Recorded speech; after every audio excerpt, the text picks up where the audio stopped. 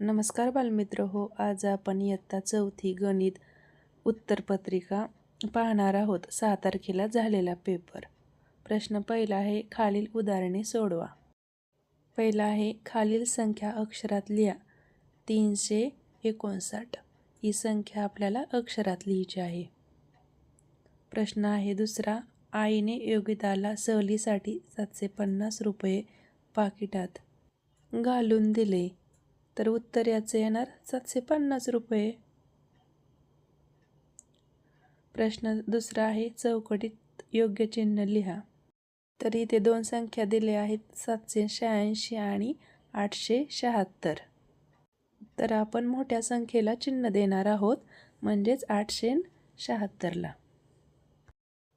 पुढचा प्रश्न आहे तिसरा, सोहमने 35 रुपयांना एक नारळ व 1 रुपये किलो याप्रमाणे 1 किलो साखर आणली, तर त्याने दुकानदाराला किती रुपये दिले?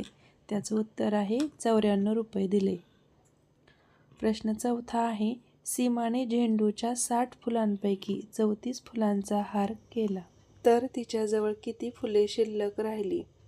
मग हे असं करायचं, 60 वजा 34, उत्तर येणार आहे 26. मग तिच्याकडे किती फुले शिल्लक राहिले? 26 फुले शिल्लक राहिली. प्रश्न पाचवा आहे, एका गावात 356 दुचाकी व 276 चारचाकी गाडी आहे, तर एकूण किती गाड्या आहेत? तर याचं उत्तर काय येणार आहे? 356 प्लस 276 बरोबर 632 गाड्या आहेत. प्रश्न 6 आहे, मैदानात एका रांगेत 27 मुले आहेत, अशा 8 रांगा असतील, तर एकूण मुले किती आहेत?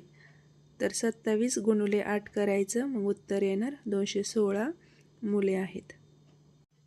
प्रश्न 7 आहे, भागाकार करा आणि बाकी लिहा. 82 भागिले 9 असा हा भागाकार करायचा, मग त्याचा भागाकार येणार 9 आणि बाकी येणार 01. प्रश्न 8 आहे, 1 मीटर बरोबर किती सेंटीमीटर? तर त्याचं उत्तर आहे 100 सेंटीमीटर. खालील दिलेल्या निर्देशकावरून प्रश्नांची उत्तरे लिहा. पहिला आहे, शेजारील दिनदर्शिकेत सोमवारी येणाऱ्या तारखा लिहा.